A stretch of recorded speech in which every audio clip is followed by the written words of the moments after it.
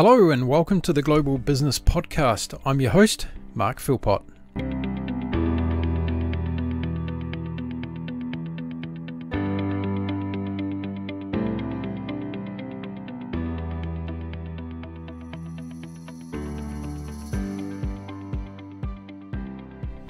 Yes, welcome back everyone. If you're a first timer with the show, welcome. It's great to have you here. Dial us in, the Global Business Podcast. You'll be listening to lots of amazing people from across the world who are business leaders and business owners telling us how they're coping with COVID-19 and how they're managing their business through this time. And what we're hearing is a lot of different strategies, a lot of innovative ideas. And that's exactly why I wanted to start the show, so that we can share those ideas amongst the business people across the world. So that's what we do here. And if you'd like to be a guest on the show, just reach out to me via social media and I'm happy to have a chat to you about coming on the show as a guest. If you want to check out our previous episodes, head on over to the website, theglobalbusinesspodcast.com. And you can find us on all the usual podcast places like Apple Podcasts, Stitcher, Spotify, iHeartRadio, and the list goes on. All the links are on our website and you can check out and download the podcast from there. Right, let's get on with today's show and get on over to meet my guest. Let's find out where he is and what he's got to share with us. So it's a very warm welcome to the Global Business Podcast show today to Mr. Geir Ness. Geir, how are you today? I'm wonderful. How are you, Mark? I'm fantastic, and it was nice to have a little bit of a chat to you before we got on air today, because you are a very interesting man, and as I said to you, we could talk for 4 or 5 hours today about all sorts of things exactly. in life. But for the sake of our listeners all over the world, we're going to 97 countries today, Geir, so I wonder how many of those you've actually visited. How many countries have you been to around the world? Oh, wow, that's a good question. I think I've been to probably... not as many as yours, for sure. Maybe around 40. 40 countries? I don't think so, yeah. And what have those travel experiences taught you about the world in particular? What have you learned about the world after seeing it? I think what it has taught me the most is to appreciate, what you have in yourself. Because, you travel around and you see things that you don't realize. For example, you go to a place, let's say in the Middle East, and you see how people live there, and some of them doesn't have any, stores around the food or what we take for granted. When you come from Norway, we have everything, right? Or a couple of places, and they have like nothing, and you see, wow, people live like that, and then you appreciate what you have, and you learn from the culture when you travel, obviously too. So and I think it's so wonderful, and I've been so fortunate that I've been traveling and see mostly the world from a different ways that other people have maybe only been to 1 or 2 places and they don't even know what's going on around the world. So that helped me to appreciate what I have and learn about myself. I build up my self-esteem too. Yeah, that's some really good points. What have you learnt about yourself as you've traveled the world in terms of your ability to travel and your resilience and all that sort of stuff?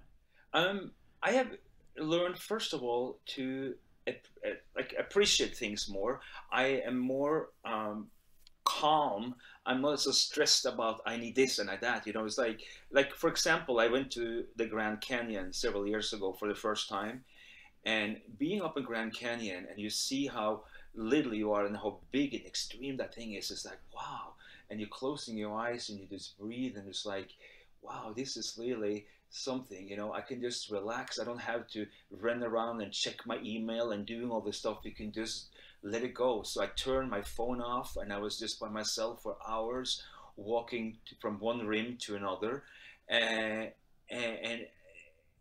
I say, this is what life is really about, to see things and to think and to enjoy the moment and not being everywhere else. Because so many times, Mark, as you know, we are not there. We don't see what we have in front of us. We are always, what we're going to do tomorrow, what I did yesterday, but when you go to places like that and you just calm down and you just appreciate things and you can think more clearly. I can get my thought even for my business and everything, after I was there, I was like, wow, I come up with all these new ideas and everything. It gave me so much energy, and it's absolutely amazing. And I never experienced anything like that before I went to the Grand Canyon. It was actually what really taught me, how to really appreciate what you have and trying to think about your life differently than I did before. Because I have a tendency, I speak fast, I'm rushing through life sometimes too much. I just need to calm down and just see what's in front of you. And after that, that's with traveling. After that, I was like, I saw so much other things. I saw so much clearly, Mark, than I ever had before. I stopped. I was taking in. I'm listening to people. It's not about me. It's about what I can see. It's about other people. And I think what you asked me, I appreciate what I have, and also listening to other people, to what people have, and take it in instead of just rushing through life. Yeah, fantastic response. And I love the fact that you actually turned your phone off when you're in the Grand Canyon area. That's a good idea. Yes, I think so too. I think it's important. I've always said that travel makes us better human beings because we become more respectful for others around the world, and we get to learn about ourselves a lot more as well. Right, absolutely. Absolutely. We're going to talk a lot about business today, and we're going to start off by finding out actually where you're talking to me from, because you're in a different part of the world than your native country at the moment. Yes, right now I'm actually in California, outside Los Angeles. I was supposed to be in Norway, but because of the circumstances right now, I am in California, which is a wonderful place to be also. I have mountains and you have nature. I'm in a place, you probably know Palm Springs. Yeah, absolutely. And it's such a beautiful place. And that's another place that I always loved because it's so peaceful. Yep. I went up to the mountains yesterday, a little place called Idlewild, which is around the mountains there. And it's so peaceful and quiet, and it's like woods there. So they can be 110 degrees in Palm Springs, and you're driving up the mountains, it can be 65, 70 degrees, and peaceful. Fantastic. And it's a beautiful place. It's very peaceful, and it's been good for me because I usually travel almost 300 days a year, and now I have been here for almost 5 months. This is the first time in my life I've been in a place this long. And what happened with that, I come up with all these new ideas for my business and everything while I'm being here. So I've been working on that for the past 5 months. Yeah, so that has been a good thing for me. Yeah. Yeah, that's great. Well, while I've got the opportunity, I'm going to throw a shout out to good friends of mine in Palm Springs, Bob and Cheryl Kelly. I hope you're both doing well. And it's good to know somebody else now that lives in Palm Springs. So I'll add you to the list there, Geir. Yeah. So Norway is home in terms of you were born and bred in Norway. How old were you when you decided to get off around the world? Did you leave as a young boy, or did you? I did. I actually I started to work very young. When I was 12 years old, I did a newspaper in the morning. So my mom would wake me up at 3:30. She had to be my alarm clock. She had been so wonderful. So I went to the newspaper, went back to sleep for like an hour. I went to school. And I worked in the weekends, every job I can get, cleaning offices, or what have you. So when I was 18 years old, I bought my first condominium in Oslo for the money that I had saved up. And so I moved away from home when I was 18, and I finished school, and then I got a job as a tour guide in Spain. So I went there for a couple of years. You've probably been to the island of Mallorca. Yeah. Which is so beautiful. And I like the off season the most, the late fall, winter, and spring. So I spent some time there, and I worked with all tourists mostly from Norway, Sweden, Denmark, Germany.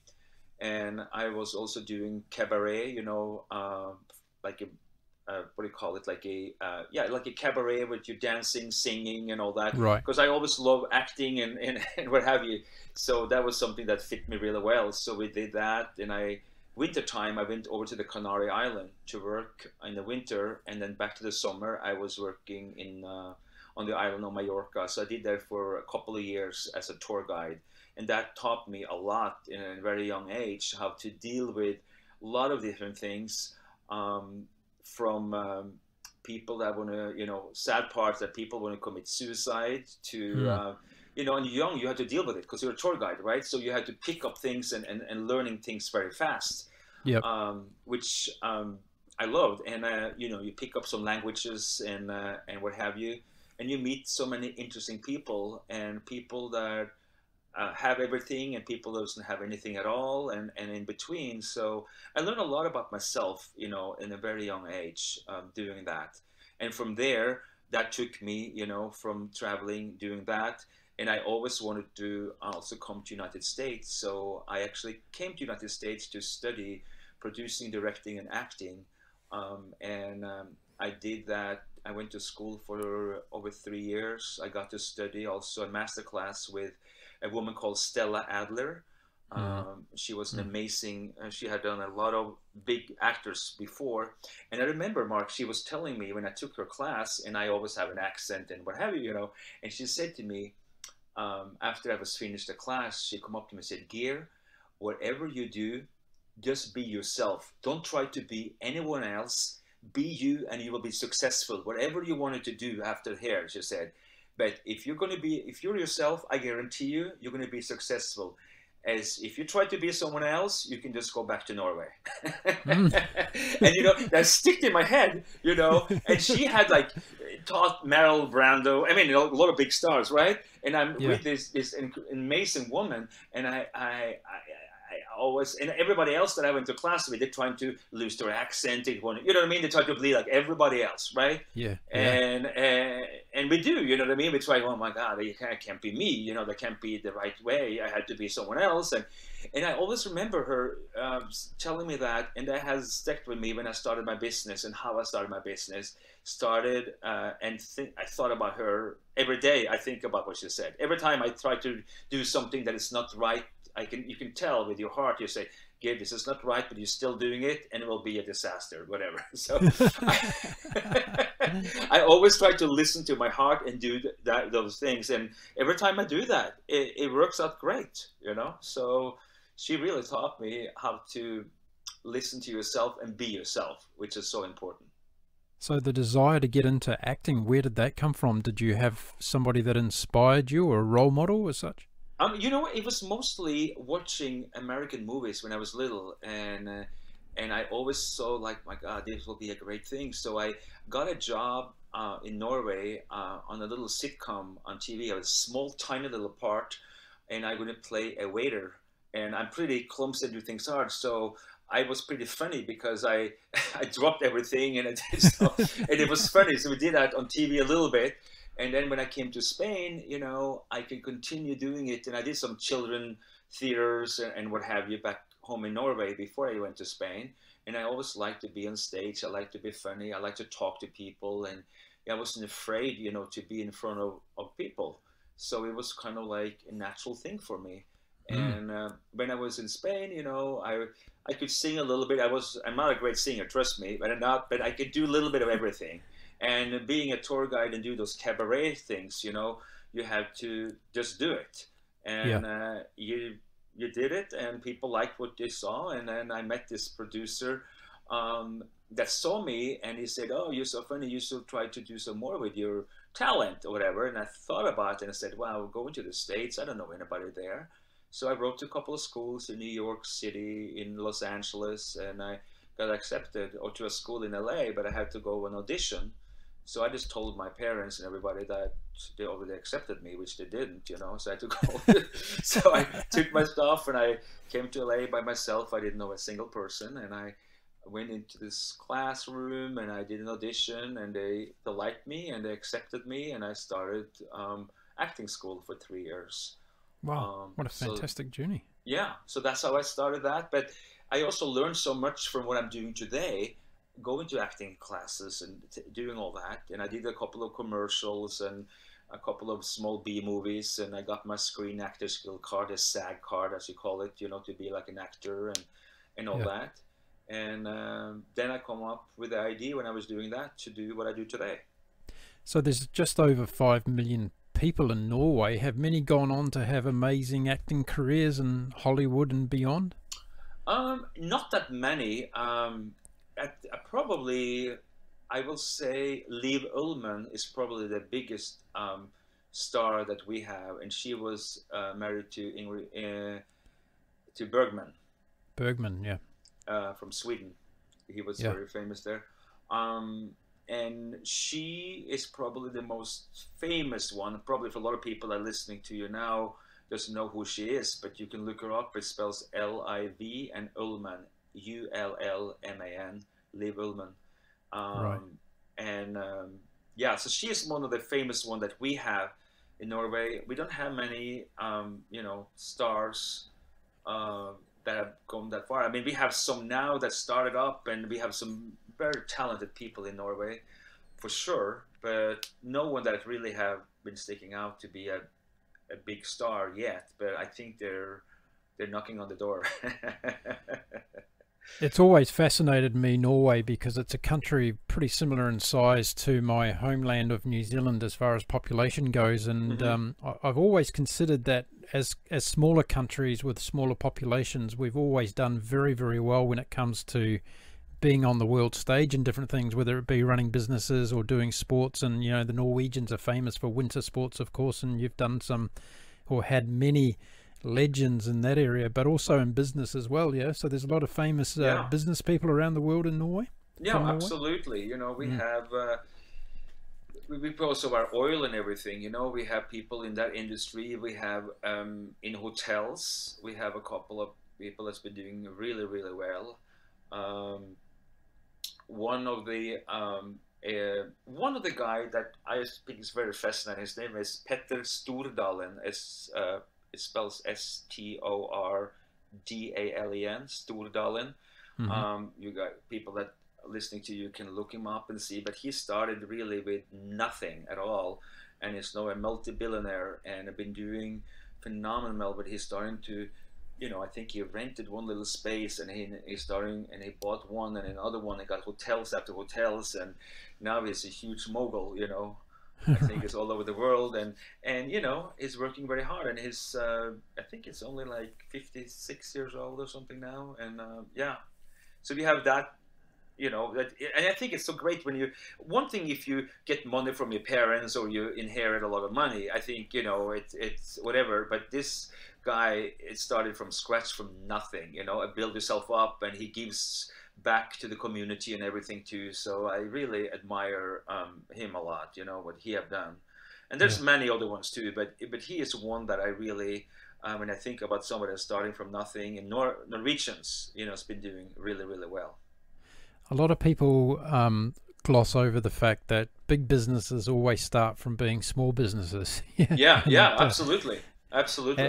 And we might see someone as being rich and famous and well-to-do, but they all started from, or most of them, I won't say all of them, but most of them started from, next to nothing, right? And had to do all the hard slog and the hard grind to get to where they are today. So let's talk about you that area, and you've alluded to a couple of things about what you're doing today, but why don't you tell my listeners exactly what it is that you're doing today?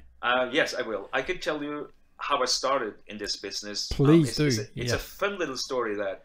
So as I told you, I was going to acting school and I had no money, and I had a friend of mine that was working in department stores in the weekends as a fragrance model, and I didn't know what a fragrance model was, and he said to me, "Geir, I can't do my job this weekend. Can you do it for me?"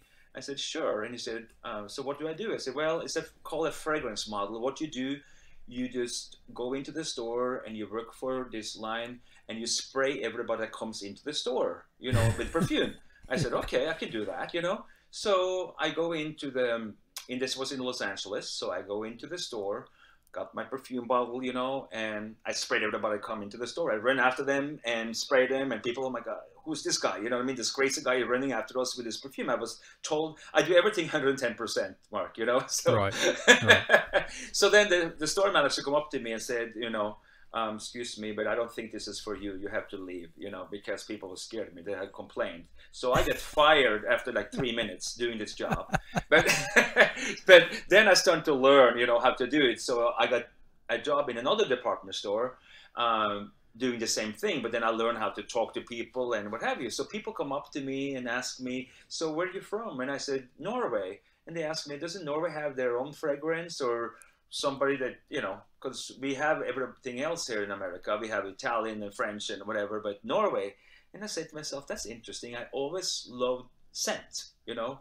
And then I met this perfumer from France.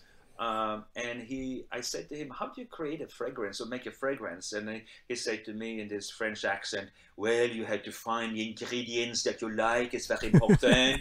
And I said, okay. And I thought about Norwegian, you know, the nature, mountain flowers, the whole thing. And he said that, you know, I can help you, he said, but when you go back to Norway next time, you know, let me know if you have something to show me, kind of a scent that you like and all that. So I was back in Norway and I collected some flowers and herbs, you know, something light. And I met with him and he smelled. And I said, well, this is the scent that I would, you know, like. I would something fresh and light. So if people are allergic or sensitive, they can still be able to wear it. So one thing led to another, you know, and we started to make some oil, and he helped me for free. It was really nice, and he probably felt he was a retired perfumer, you know, and he just wanted to help me. He felt like, okay, this crazy blonde guy, you know, from Norway, want to do something. I want to help him, you know. He was really nice, and he worked for this huge perfume house, you know. So he helped me one thing. So we come up in oil, and finally, we added some lavender extract to make it very soothing and light. So what I did, Mark, I walked on the street and asked people what they thought about the scent without telling them that I was behind this. In that way, you get the honest truth, what people really think. And I interviewed all these people and I tried on, and then people got, oh my God, it smells so good, you know. So I almost like 100% loved the scent.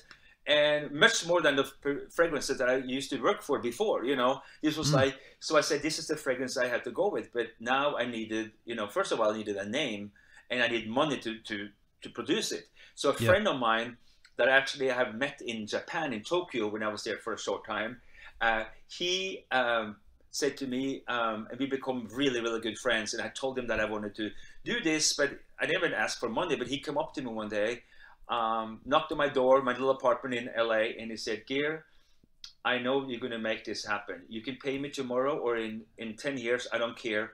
So he lended me money. He gave me some cash, not for me signing anything. He just like, here, you know, and I maxed up my credit card, and I produced 1,000 bottles that all I can afford. And I copied my mom's signature without her knowing it. And I silk screened her name on the bottle, and I named it Lila after my mom. And I gave that bottle to her, you know, for Mother's Day. That was her surprise. But then I sitting there in LA with 1,000 bottles. I didn't know that anybody want to buy this bottle. And I met with Nordstrom's, you know, because Nordstrom was one of the stores that I had been working as a fragrance model. And I met with a buyer. I got like 3 minutes to meet with her. And she was so lovely and amazing. And she said to me, Geir, this is harder than show business. I love your fragrance. It's a fabulous scent, but you have no name, no advertisement money. This is so hard, you know, I can't do anything with it. I'm sorry. And I said, what about if you put it on consignment, you know, and I can take it back? We don't do it here. And I never give up. So she finally said, okay, I'm going to take in 100 bottles. I think it was around 100 bottles for 3 months to see how much you sell. And if you don't sell any, you have to take them all back. And I said, okay. So I only have one shot. I said, okay, this is it, Buck. So I was like, okay, what can I do? It was the day before Mother's Day. I'm going to launch my perfume. And in my class, in my acting class, I had this photographer friend. His name was John. And I said to him, John, can you come down to Nordstrom on Saturday before Mother's Day and take picture of me and pretend that I'm a big star, you know, from Europe? And he said, well, yeah, I have no film in my camera. I said, and this is 20 years ago, before cell phone, right? So I said, nobody knows that you have no film. Just come down and pretend, you know, and film it, even without filming the camera. Just do it. And then he said, okay, he was laughing. And then I said, I had to find, you know, a suit and look good. So I go to a garage sale the weekend before. And at the garage, I bought a suit for $5. And at the garage sale, there was a red carpet laying there. And I got that with it, you know. And I called up some friends of mine in class. I said, can you guys come down and make a big deal that I'm in the store? And, you know, I say, oh my God, I can't believe it's there, and the whole thing. So I staged everything. This is a true story, Ivar. So I staged everything. So when the store opened on that Saturday before Mother's Day, I had all my bottles behind me, you know, picture of myself, of course, stuck everywhere. And the photographer, the red carpet in front of me on my suit, you know, that I bought. And these people that I knew from class coming in, oh my God, Geir Ness is here, I can't believe it, you know, making the whole thing. And in an hour, I had people lined up, a huge line of people. And I think we sold out every single bottle in an hour and a half or something. I got people on a waiting list.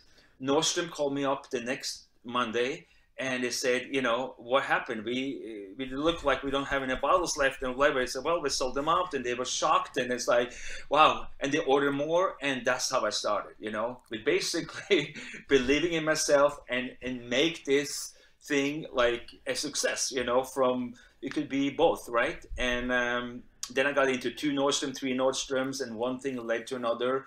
I was also then invited to be the fragrance for the Grammy Awards. That was another story, but so I got all this stuff happening because I believed in myself, you know, and I was thinking about Stella Adler the whole time. Geir, be you, believe in yourself, and do it. And it happened, you know. So that's how I started, you know, with a $5 suit and a red carpet and some friends, you know, helping me. Wow, what a magnificent story. Now, I've got lots to ask you as a result of listening to that, and I want to go back to the very beginning because there's a lot of people, I'm sure, listening that's going to say the same thing as I'm going to ask you now. Yeah. You got fired from being a fragrance model, Mm-hmm. but it was actually your mate's job that you got fired from. So did your mate still have a job or what? So I got fired from the first job. That was from another company. So what I did then, I got into another company with Nordstrom's. Mostly I was fragrance modeling for different fragrance company in the weekends, so I can make, you know, rent and everything. So that's how I started with the other company. And, you know, I learned pretty fast. But see, I was told to spray everybody that came into the store, and I thought that means everybody, you know what I mean? So you can imagine running after people like, you know, this crazy blonde thing, you know. And I mean, I understand why I got fired, you know what I mean? I would fire myself. Yeah, no, it's a great story. So how long ago was this now? It was 20 years ago. 20 years ago. Okay, so there's been a lot of water or fragrance go under the bridge since then. So how has business been in the last 20 years in taking your fragrance to the world? So what I have done, Mark, I obviously didn't have any money for advertisement, so I used myself in advertisement. I have seen how important it is to be, like, first of all, being a people person and meeting customer directly. So what I have done, I have been traveling to stores with Nordstrom's. And, you know, first of all, Nordstrom have always been one of my favorite stores because they're into customer service, quality, you know, something unique and different. And since I was so lucky to be at Nordstrom, you know, and be there, and, you know, the family, the history is from Sweden, and they're starting as a shoe store up in Seattle and expanded for that. So for me to be there and meeting the customers directly, I have done a lot of personal appearances, probably thousands of them, all over United States, in every city you can think about. And trend shows, they have me on stage talking to sometimes up to 600-700 women, you know, on my line. And I've been there signing pictures, taking pictures, talking to customers about Norway, how to travel. So you get customer for life. So I'm building up my business word of mouth more than anything else. It's just been word of mouth the whole team. And of course, it takes a lot out of you to do this, you know, and the traveling and everything. And in the beginning, I couldn't travel like most people. I had to rent a cheap car and drive around and put every stuff in my car and take it out and put my garage suit on and, you know, continue my journey that way. But I have learned so much about people doing it. So I build it up little by little. So the first couple of years was very tough for me because, you know, you have no money, you know, you can barely pay your rent. So I had to actually sell my clothes in garage sale to make rent as well in the beginning, you know. Right. I was a seat filler in TV shows. So from being at Nordstrom, being like a star, I went into my car and I changed, and I go in to clap, and get $20 to be a seat filler in a talk show, kind of atmosphere, So I made money that way. So whatever it took for me to make money in between, But I always believed in one thing, Mark, that I will make this happen. I never doubt that, and I always today think that I have the best fragrance in the world. And if one person doesn't like it, I will there must be something wrong with that person. I'm always thinking and believing myself. And I think that's what's really had been got me so far, is because I believe in my product and believe in what I'm doing. And I love people. I get people reaction. I mean, I met people like at Disney that are telling me that they named their daughter after my perfume because that's how they met their husband. One guy was telling me at Disney, he came up to me and he told me this story, that he went to a bank to pay his bills. And he said there was a lot of people in the bank, and I smelled somebody beautiful behind me. And he turns around and he talked to this woman that was wearing my perfume. And she was saying to him that, oh, this fragrance, the guys from Norway that created it and all that. So they exchanged phone number. They ended up starting to date. They got engaged. They got married. They got a little girl. They named it after my perfume, Lila. They come to Disney to take and I happened to be there. It took a picture with me and the girl and he said, you actually created this family for us, because Wow. she was wearing my perfume. So, you get that kind of stories. And I have so many stories like that I have gotten, Mark. And for me, that drives me, I had this kind of a sad story too. This woman come up to me and she was telling me that her daughter had been wearing my perfume, and the last thing she put on was my perfume, and then she passed away of cancer. And this woman come up to me and hugging me and cried, and I held her for like 5 minutes. And they're gonna have a funeral for her. And she bought my fragrance. She wanted me to sign it and put it in the casket, with Wow. her daughter. And it was so emotional for me too. I mean, I just. It's unbelievable, the stories that I have because of this fragrance, what they have done to people, and that's what I have for doing that with Nordstrom all around the country. Now I sell my fragrance line at Disney World, at Epcot, and I've been, and of course online and everything too. But I like to meet people directly, and I'm a people person. So for me to get stories like that, and that people appreciate what you have done, and I have never. And this is true. I never started this to really make money. I just started because there was something that wasn't available and I wanted to do it. And of course, if you do something you like and you're happy with, the money will come. But I think a lot of people do wrong. They're thinking about the money right away. I had to make this and that, and I was never like that, and I'm still not. Of course, when you're doing well, you make money and we have to make money to pay our bills. But I'm not driven by money. I'm driven by see people happy and happiness and make things happen. That's what really drives me more than anything.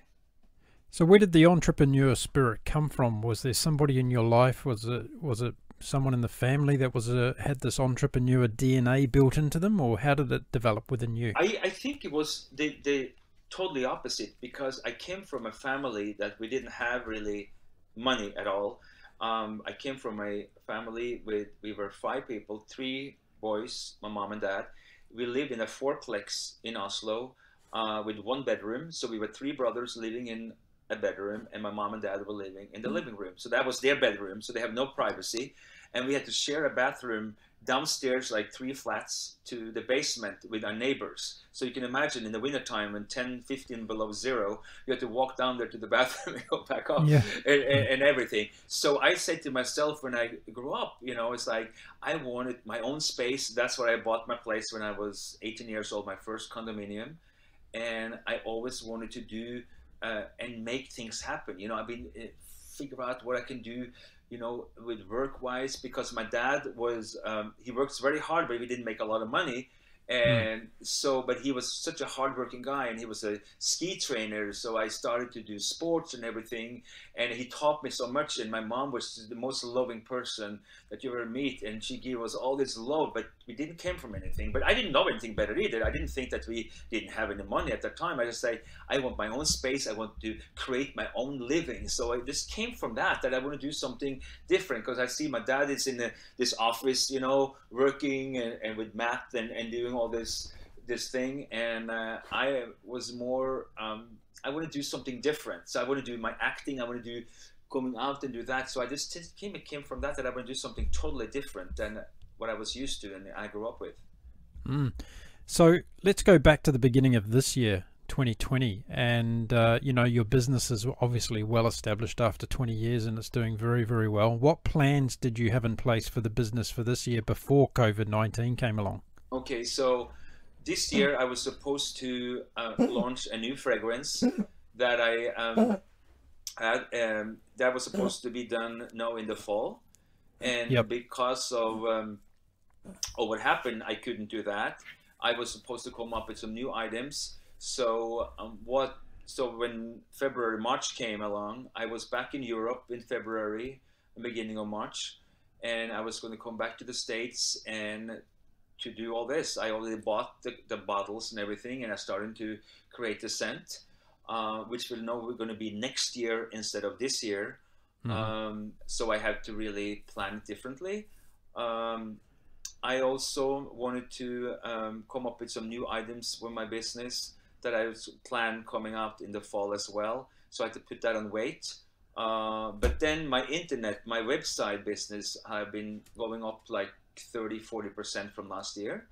Right. So I've been advertising that a lot and been doing more with that on social media and all that. So that's been doing really, really well. And we have like a contest now. What I'm doing also, I'm trying to do something for the first responder, you know, people that works in hospitals or in grocery stores or what have you. So I want my customer to come up with somebody that they have seen or talked to or know about that they think deserves something special. And we will do a drawing every month. So I will do a whole case of my body cream for dry skin, and we give that away to people that my customer have told me, you know, they can be anyone, you know. So I try to do stuff like that, giving things back to the community at the same time, you know, get my business going the other way, because now everything, especially the past several months, has been online business. You know, that's where people go on Amazon, they're going to, you know.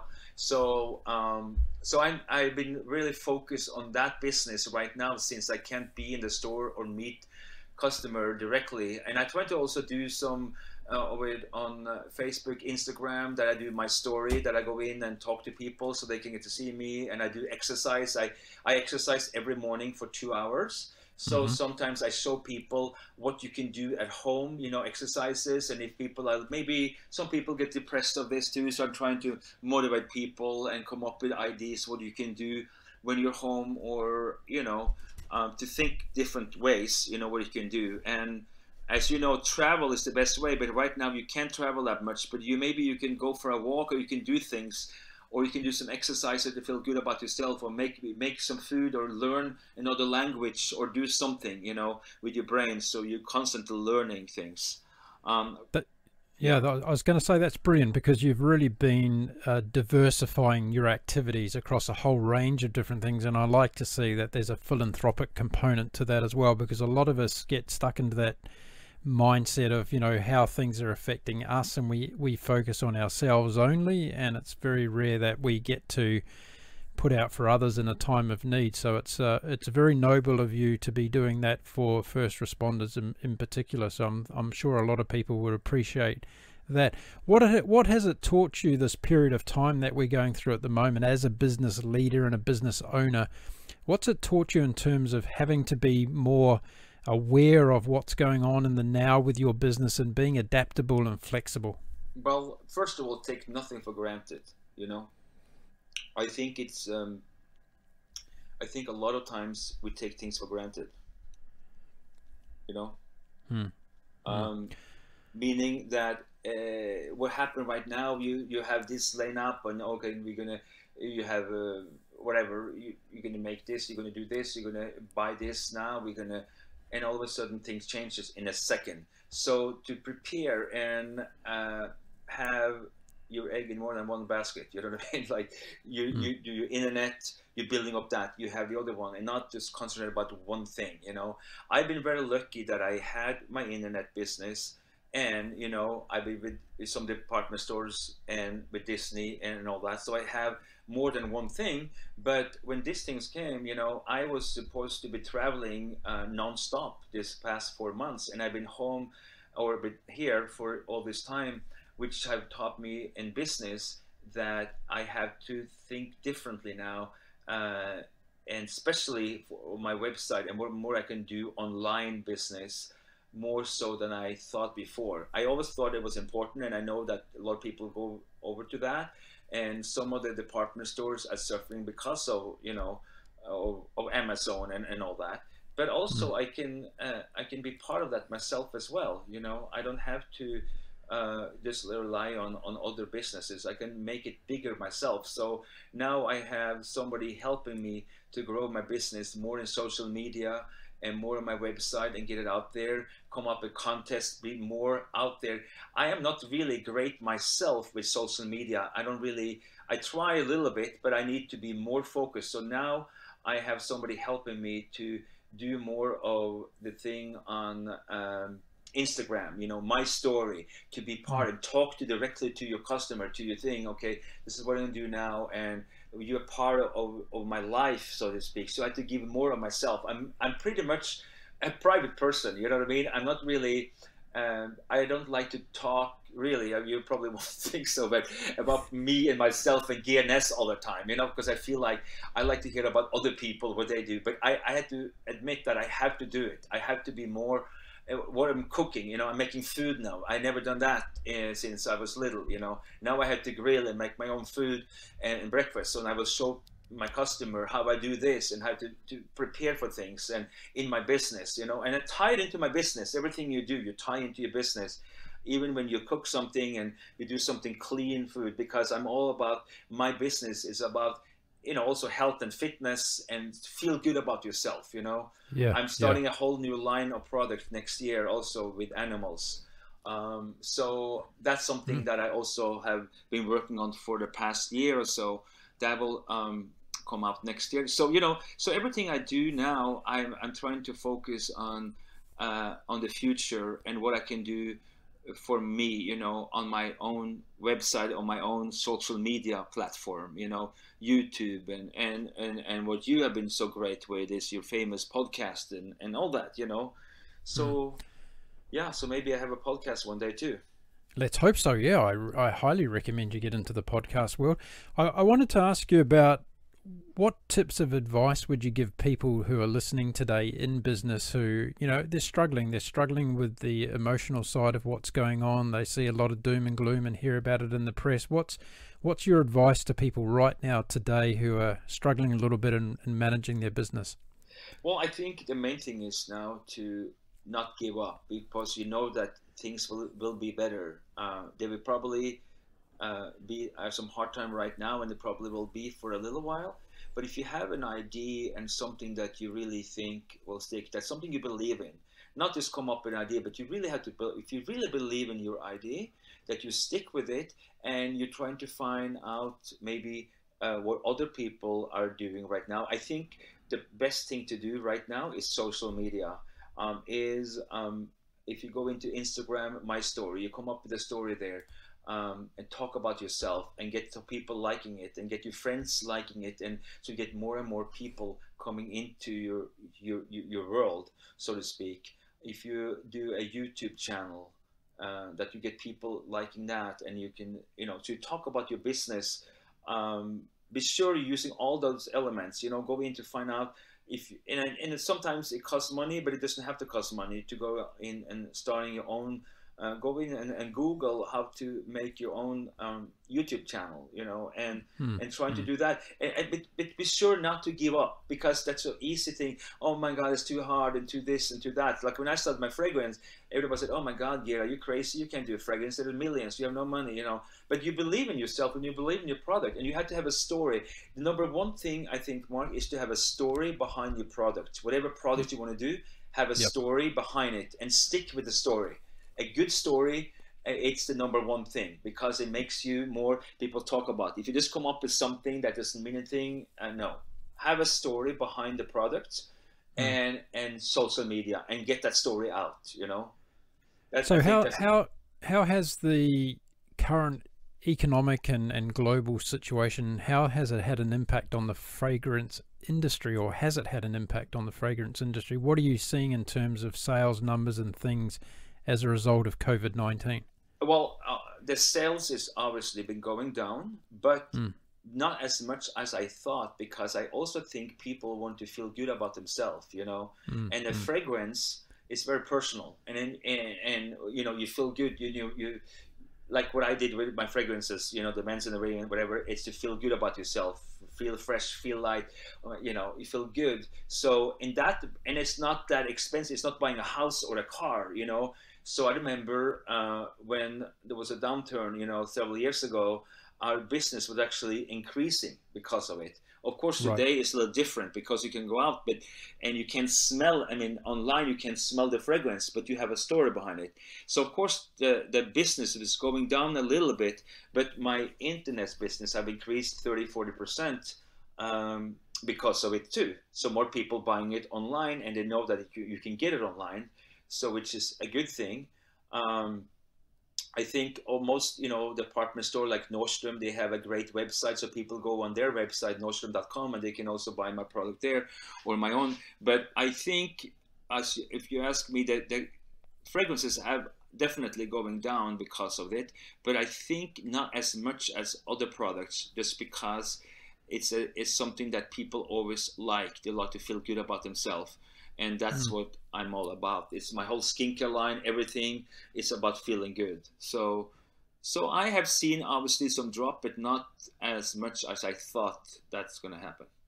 So what's the vision for, let's get the crystal ball out for a minute and let's look 2 years ahead from now. Where do you see the business in 2 years from now? And do you see a quick recovery? Do you see something that's going to take a long time, or are you going to diversify even more in your business portfolio? Well, I'm going to diversify for sure, but I see my current business right now. I think starting next year, next spring, I think will be a very strong year. I think things starting to change, and next fall and the Christmas season will be one of the best I ever had. That's my goal. And also starting my other business will be the same, you know, company, but with the animals. And my other fragrance that I will also launch next year in the fall, will be October next year. Instead of October this year, it will be next year. So I have something fresh and new coming out. And I also think my internet business will be at least 50% stronger than it is today. Right. Do you have a big team? Do you have a lot of people working with you? I do. I have, I wouldn't say a big team. I have now a social media team that started working on that and do my internet and my website and helping me with that. I have 5 full-time people. I have working at the warehouse and the office to take care of that. And the rest will be like, you know, independent contractor, you know, that you have, or you hire somebody for a certain time that you do promotion, you know, wise. If you promote something, you do like a big event or something, I will hire people for that event with me, you know, and that will be, you could be a 1 time or 2 times or whatever. So most of the time, Mark, I still will start to travel again. Probably like in September, I will think. I starting slowly to travel to places again. I do personal appearances, but it will be with a mask this time. So it'll be Geir masked. Right. Right. And Geir masked. That's a good one. I like it. So that will be, but I think next year for sure the crystal ball will be business will be very strong. Next fall, Christmas will be a very strong, strong quarter for me for sure. Okay. And in 2 years, I will have the best year. In 2022, I think that will be my best year I ever had. Ever had. Fantastic. Yeah. Now, before when I knew I was going to have you on the show, I was talking to a friend of mine about you and about your fragrance, and my friend said, "Can you ask him a question for me?" And I said, "Well, it depends what the question is." But Let me hear it. it's quite an intriguing question because my friend is a bit of a, let's say, a computer nerd, and he's a bit out there as far as technology goes. So he wanted to ask, do you ever see the day where we're going to be able to smell fragrances over the internet through our computers? Oh, well, maybe he can develop something. Well, I think you can probably not really smell it, but you know, if you have your fantasy, you know what I mean? If you have a wonderful visual thing online, you know, with the flowers and the herbs and the mountain and the glacier and the waterfalls, you know what I mean? Like you can kind of smell it just seeing it, you know what I mean? Like that way. But I don't think they can come a smell out of, who knows? Maybe you can get Yeah. it, you know, maybe you can. Yeah. Maybe you can make it, you know, or you can have a printer thing coming up that you can print things and smell it right away, maybe, or something Smell like it right that. away. You know? Yeah, yeah. I think it's you know, I'm the sort of guy that never says never about anything because I think Right. anything is possible, Yeah. and Yeah. who knows in the future. But I think it'd be a kind of a groundbreaking step in the evolution of the fragrance industry, wouldn't it? For people to be able to sit at Absolutely. home and Yeah. actually be able to download something off their computer and actually have a sample of Yeah. a fragrance smell would be quite extraordinary. Absolutely. Yeah. Because I usually, what we do when people ask about, you know, we send out samples of the scent, you know, to people, but people also buy it because of the story. So that's why you asked me earlier. I think the story is so important, Mark, to really have a Yeah. story behind the product, you know. Yeah. A lot of people have been buying my fragrance without even smelling it. They just, obviously, the review too. They're looking at Geir Ness, you know, they Google my name and see reviews on my product and they see it, and, you know, but I also, a lot of people do just because they see the story. And Yeah, so right. that's I'm this, sure. I can't even I'm sure. tell you how important the story is behind the product. Now, before I let you go today, there's one last question, and the question is, over your years in business and what you're doing today and the crisis that we're going through and the opportunities that exist, what a couple of things that you would share with us to sum up your experience of business entrepreneurship and the current situation we're in? Well, first of all, as we told her, never give up. Never give up your dream on what you're doing, because even how hard it is can be sometimes, and I have been through it myself. And you know, this thing in March when everything shut down, you know, you have thoughts that, oh my God, you know, what can I do now? I have all these expenses to pay, and I can't, you know, and somehow you're going through it. So that's number one. Never give up. And if you have an idea, write it down and start to work on it every day. You know, take like a half an hour, work on the idea that you have and write things down. You come up with something, write it down right away, you know, whatever it is, and starting to do it. Because what happens sometimes in our brain, we come up with something and then you forget, and then you don't write down and you start with something else. But if you have like a goal and something you really want to do, write it down and stick with it. And also hang around good people, because some people are so negative that you're around. Sometimes people say, oh, you can't do this, you can't do that, you know. Now when I've been working on my new line and everything, I don't really tell a lot of people this, because I keep it for myself until I'm doing it. But start to stick with people that you know want you well, you know what I mean? Because there's a lot of jealousy out there. So get rid of all the jealousy people. You know, we have all those people you always call, oh, everything is wrong, oh, my back hurt, my this and that. There's all this negativity around it. So stick around with good people, you know. Try to stay healthy, eat good food, you know, you know, it's important with eating too, though, you know, with this, that you eat good food, that you clear your brain, you know. Drink a lot of water. I mean, that's how something with business, you know what I mean? I think health and fitness and business goes hand in hand to me, you know. Stay, you know, try to live with a clean, you know, I'm not saying that you should always have egg white and spinach and broccoli and, but like what I do every morning. But, just stick with something healthy. And in that way you can think clearly, and it's such a good thing. Do some exercise every day, whatever it is, clear your mind. And for your business, it's important, you can think clearly and stick with it and never give up and have a story behind it. Do you meditate? I do. Yeah. Yeah, every day. I've always said for the last, I've been meditating for just over a year now, and I say that it's been a major door opening to change in my life in terms of being able to give me a space of clarity and freshness as well. Right, absolutely. I totally agree with you. It's so important to do that too. And and just be happy, and if you're depressed or something, try to do exercise, try to think about the good thing you have today and not what you don't have, but what you have. And we always have something to be thankful for, The first thing I do every morning, I'm doing my bed, whatever I am, even in a hotel, I do my bed. That's one thing I do, when I wake up, I do my bed. And then from there, I say, I thank that I'm alive and what I have, and to be thankful for what you have instead of, oh my God, my back, I can't believe, and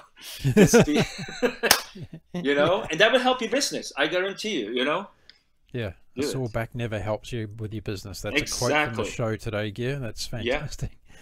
Well, listen, it's been absolutely a pleasure to have you on my show today, and I'm sure all of our listeners have got so many wonderful pieces of advice from you that we're going to have all these new entrepreneurs out there starting wonderful businesses all over the world as a result of listening to you. So thanks very much for coming on the show today. And thank you so much for having me, Mark. All the best.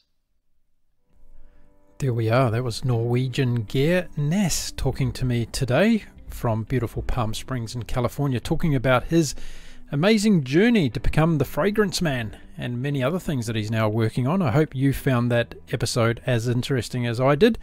Plenty of tips in there about staying positive and surrounding yourself with the right people if you're venturing out as an entrepreneur. Very important things there. If you're looking for more episodes from the Global Business Podcast, head over to our website, theglobalbusinesspodcast.com, and you'll find many other business leaders and owners that I've been speaking to around the world about how they're managing and navigating their way through COVID-19 and beyond.